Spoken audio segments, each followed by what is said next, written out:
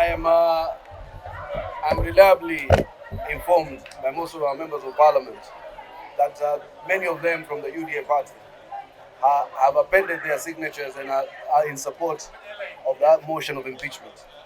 I think what we will go with the majority members of the UDA party. If the majority members of the UDA party are in support of the impeachment, then the UDA party itself will also support what the members feel is in the best interest of the party and the country.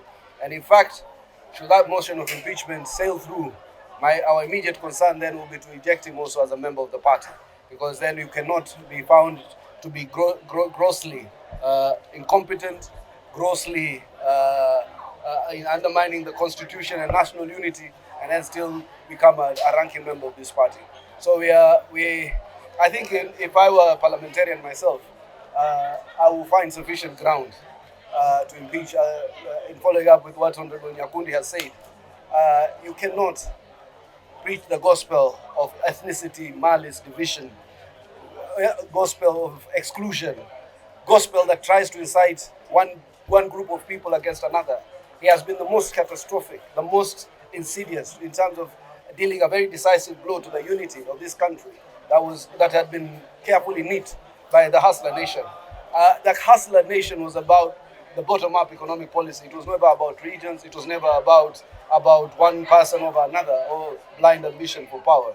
It was a narrative that was hoped will uplift the masses of the country, so that a lot of us then can come into the economic bracket and avoid the culture of exclusion. What we have seen him doing is to argue for the same old policies of malice, of division, of hatred, of ethnicity, of exclusion of others. And I don't think it is proper and right to have a deputy president who is actually himself the actual threat to national unity.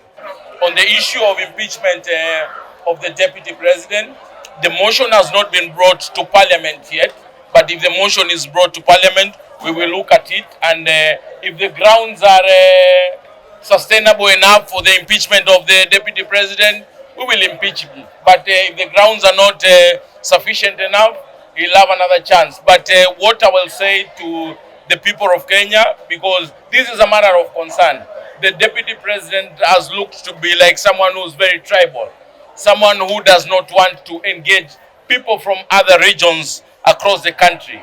He's said to be a Mrima person. And as a country, we want someone who is a symbol of national unity, who will be visiting other regions and hear the problems of other regions.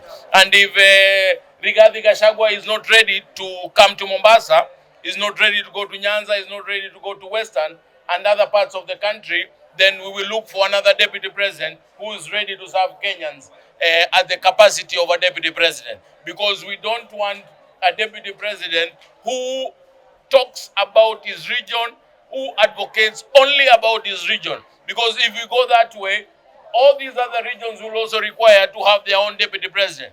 And because we don't want to have 8 deputy presidents, we will remove him so that we have a deputy president who is ready to listen to Kenyans and who is ready to serve Kenyans, despite the race, color, region, and where you come from.